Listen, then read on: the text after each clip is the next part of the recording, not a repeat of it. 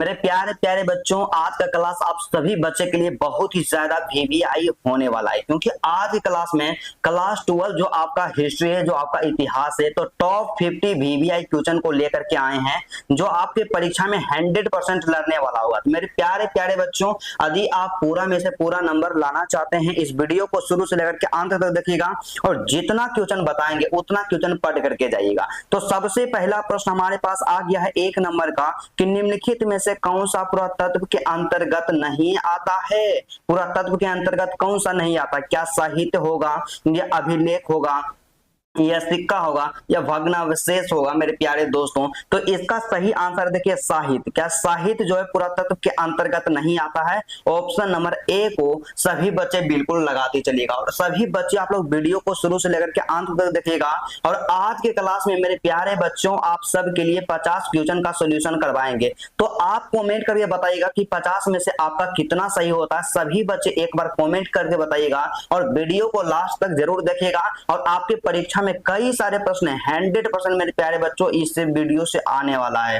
तो चलिए, उसके बाद 2 नंबर का प्रश्न हमारे पास है कि जोते हुए खेत का साक्ष्य कहां से मिला है। तो देखिए, जोते हुए खेत का जो साक्ष्य मिला है, याद रखेगा कालीबंगा से मिला है। कहां से? कालीबंगा से। ऑप्शन नंबर बी को बिल्कुल आप सही कीजिएगा। और उसके बाद 3 नंबर का प्रश्न हमारे पास दिया गया है कि सिंधु घाटी सभ्यता के लोगों को किस धातु का ज्ञान नहीं था। मेरे प्यारे बच्चों, एग्जाम में कई बार पूछा 100 स्टार लगाना मत भूलिएगा।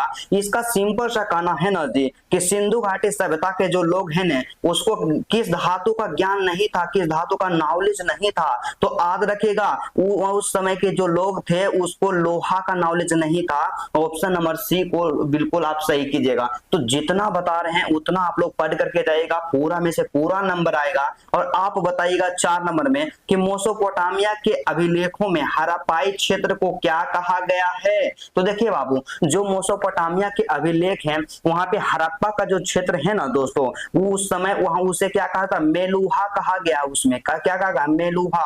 तो सभी बच्चे ऑप्शन नंबर सी को बिल्कुल सही कीजिएगा। और उसके बाद काफी ज्यादा खतरनाक क्वेश्चन हमारे पास 5 नंबर का आ गया है। तो कितने बच्चे इसका आंसर जानते हैं आप जरूर बताइएगा कि हड़प्पा सभ्यता का सबसे बड़ा नगर कौन सा है दोस्तों। तो क्या आप नहीं जानते हैं कि हड़प्पा सभ्यता का सबसे बड़ा नगर मोहनजोदड़ो है? क्या है जी? मोहनजोदड़ो हड़प्पा सभ्यता का सबसे बड़ा नगर है। ऑप्शन नंबर ए बिल्कुल सही होगा। उसके बाद अगला जो 6 नंबर का प्रश्न हमारे पास है कि सिंधु घाटी सभ्यता की जुड़वा राजधानी किसे कहा जाता है बच्चों। तो आपको पता होना चाहिए, एग्जाम में कई बार मल्टीपल टाइम पूछा गया 100 स्टार वाला क्वेश्चन है। तो सिंधु घाटी का जुड़वा राजधानी जो कहा जाता है, हड़प्पा और मोहनजोदड़ो को कहा जाता है। ऑप्शन नंबर सी को बिल्कुल आप लगाते चलिएगा। और उसके बाद नेक्स्ट जो प्रश्न हमारे पास दिया गया 7 नंबर का, आप बताइएगा कि मोहनजोदड़ो का उत्खनन किसने किया था। मतलब मोहनजोदड़ो का खनन किसने किया था। तो सभी बच्चे आप लोग जानते हैं कि किसने किया था? राखाल दास बनर्जी ने किया था। क्या? राखाल दास बनर्जी ने किया था। ऑप्शन नंबर बी को सभी बच्चे बिल्कुल सही कीजिएगा।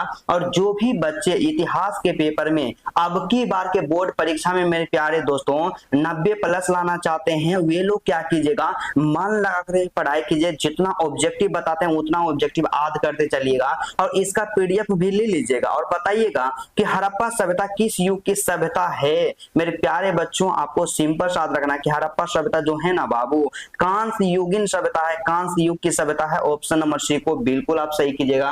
और उसके बाद अगला जो प्रश्न हमारे पास दिया गया 9 नंबर का, तो 9 नंबर क्वेश्चन का सिंपल सा कहना है दोस्तों कि सिंधु घाटी सभ्यता में विशाल स्नानागार के अवशेष कहां से मिले हैं। तो सिंधु घाटी सभ्यता में विशाल स्नानागार के जो अवशेष मिले हैं, याद रखेगा मोहनजोदड़ो से मिले हैं। ऑप्शन नंबर जो आपका यहाँ से बी होगा, ऑप्शन नंबर बी को बिल्कुल आप सही कीजिएगा। और काफी ज्यादा खतरनाक प्रश्न है, एग्जाम में बाबू इसी तरह का प्रश्न पूछा जाएगा। तो 10 नंबर में बताइएगा कि इंडिका के लेखक कौन है। क्या? इंडिका के लेखक कौन है? तो याद रखेगा इंडिका के लेखक कौटिल्य नहीं है, मेगास्थनीज है। क्या? कौन है? मेगास्थनीज है। एग्जाम के दृष्टिकोण से मल्टी वीवीआई इंपोर्टेंट क्वेश्चन है, एग्जाम में कई बार लगातार पूछा गया है। तो इसीलिए बोलेंगे 12th ज्ञान क्या है, आप सबके लिए पूरा तैयारी बिल्कुल फ्री में करवाएंगे और आपको हेल्प करेंगे। तो आप बताइएगा कि अर्थशास्त्र के रचना किसने किया, तो अर्थशास्त्र के बारे में पूछा जाए आप लोग ऑप्शन नंबर ए को सही कीजिएगा, कौटिल्य, जिसे कि हम लोग चाणक्य भी कहते हैं। और इन्हें क्या कहा था, एक नाम और है बाबू,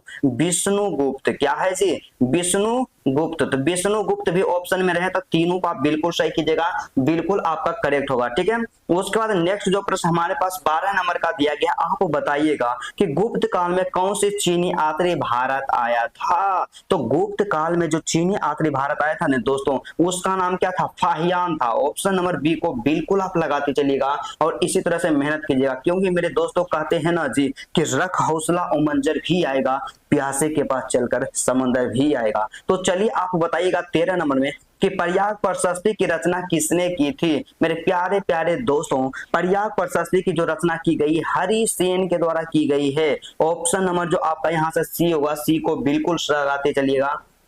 और उसके बाद नेक्स्ट जो प्रश्न हमारे पास दिया गया 14 नंबर का कि भारतीय इतिहास का कौन सा काल स्वर्ण काल के नाम से जाना जाता है। तो देखिए भारतीय इतिहास का स्वर्ण काल किसे कहा जाता है, तो सभी बच्चे याद रखेगा गुप्त काल को स्वर्ण काल के नाम से जाना जाता है, ऑप्शन नंबर बी। और उसके बाद हमारे पास जो 15 नंबर का प्रश्न दिया गया है कि महाभारत की रचना किस भाषा में हुई है। सभी बच्चे जानते हैं कि इसकी रचना, महाभारत की रचना संस्कृत में की गई है। ऑप्शन नंबर जो आपका ए होगा, ए को बिल्कुल आप लगाते चलिएगा। और जो भी बच्चे इस बार के बोर्ड के परीक्षा में अब की बार आप लोग क्या है 400 पार करना चाहते हैं, तो सभी बच्चे से हम रिक्वेस्ट करेंगे, सबसे पहला आप लोग क्या कीजिएगा, ऑब्जेक्टिव पे ध्यान दे दीजिएगा, सभी सब्जेक्ट का ऑब्जेक्टिव तैयार कीजिएगा। और उसके बाद PYQ क्वेश्चन मतलब क्वेश्चन बैंक पे आप लोग जरूर कमांड कीजिएगा, एग्जाम में आपका बेहतर परसेंटेज जरूर आएगा। और बताइएगा 16 नंबर में कि महाभारत का युद्ध कुरुक्षेत्र के मैदान में कितने दिनों तक चला था। तो सिंपल सा याद रखेगा 18 दिन तक चला था।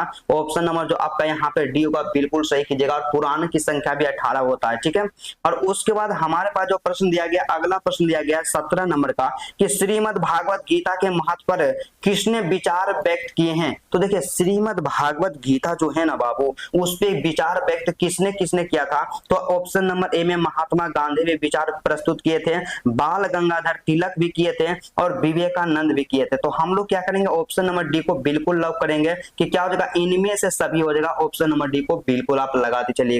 ठीक है, उसके बाद 18 नंबर का प्रश्न हमारे पास दिया गया, तो आप इसका आंसर बताइएगा कि ऋग वैदिक कालीन लोग किसकी पूजा करते थे। तो देखिए बच्चों, ऋग वेद में क्या होता था कि उस समय लोग जानते हैं कोई भगवान की पूजा नहीं करते थे, सिर्फ प्रकृति का पूजा करते थे। प्रकृति मीन्स क्या होता है कि जो पर्वत होता था, पठार होता था, पेड़ होता था, मिट्टी होता था, उसी का लोग पूजा करते थे।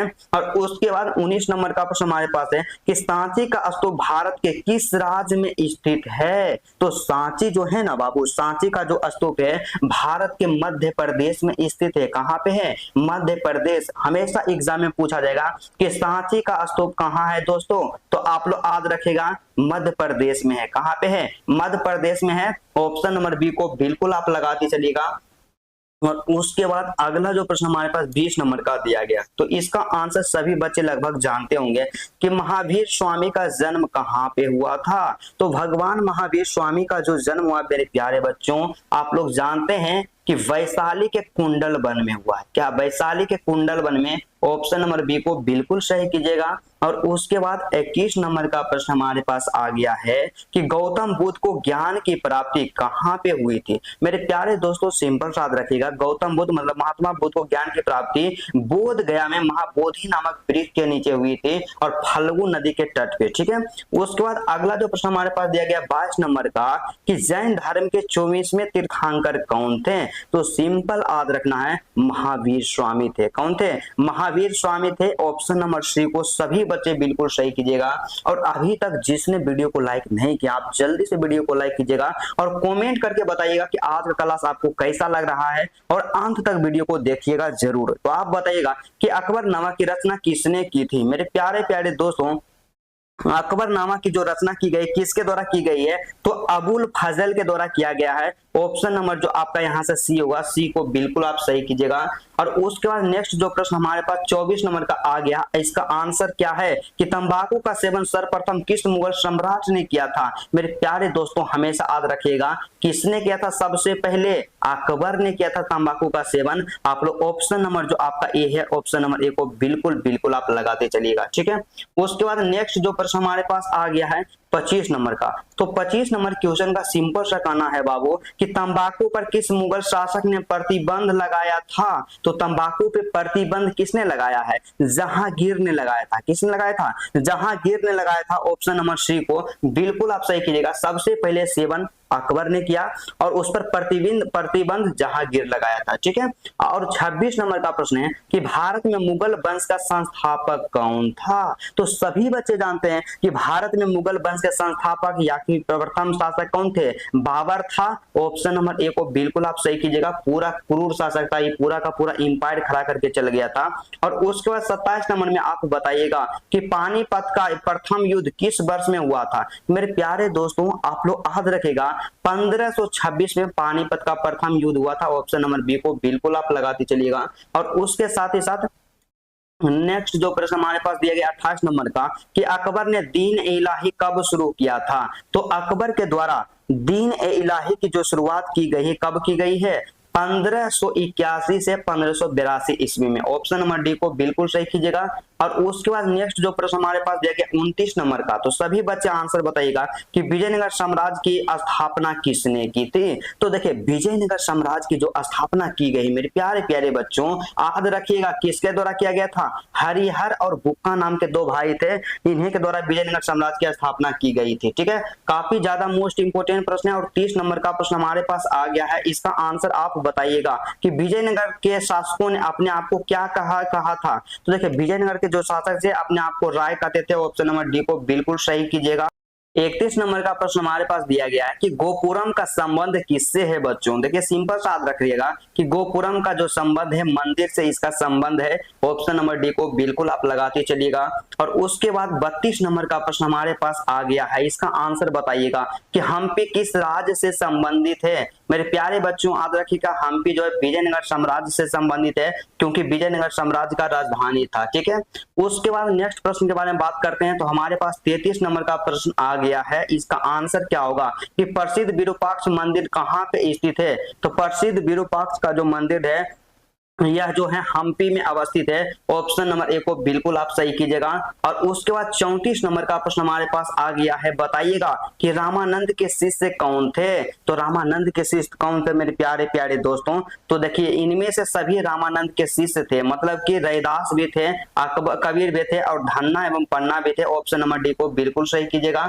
और उसके बाद हमारे पास जो प्रश्न दिया गया 35 नंबर का, तो आप आंसर बताइएगा कि ख्वाजा मोइनुद्दीन चिश्ती की दरगाह कहाँ पे स्थित है। तो कहाँ पे स्थित है, अजमेर में स्थित है। ऑप्शन नंबर डी को बिल्कुल आप सही कीजिएगा। और उसके बाद नेक्स्ट जो प्रश्न हमारे पास दिया गया 36 नंबर का, तो आंसर बताइएगा कि गुरु नानक का जन्म कहाँ हुआ था। मेरे प्यारे बच्चों तलवंडी में गुरु नानक का जन्म हुआ था। ऑप्शन नंबर सी को बिल्कुल आप लगाते चलिएगा।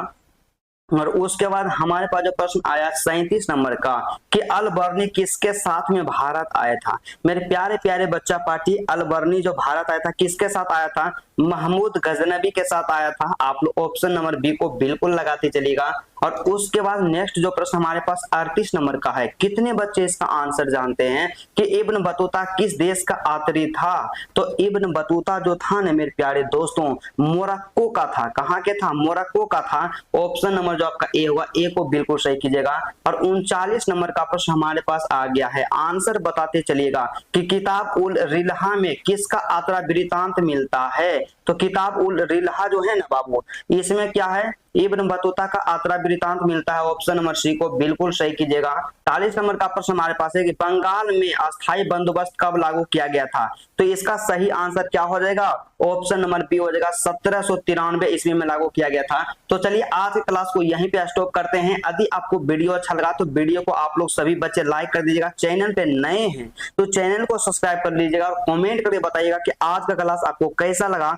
और एक कमेंट और कीजिएगा कि आपको सबसे ज्यादा समस्या जो है ना दोस्तों किस सब्जेक्ट में है। और अभी यदि आप पीडीएफ लेना चाहते हैं तो आप लोग क्या कीजिएगा, टेलीग्राम ग्रुप को ज्वाइन कर लीजिएगा, पीडीएफ जो आपको मिलेगा बिल्कुल फ्री मिलेगा। तो चलिए आज की क्लास को यहीं पे रहने देते हैं, फिर आपसे मिलते हैं नेक्स्ट वीडियो में और नेक्स्ट टॉपिक के साथ। तब तक के लिए जय हिंद।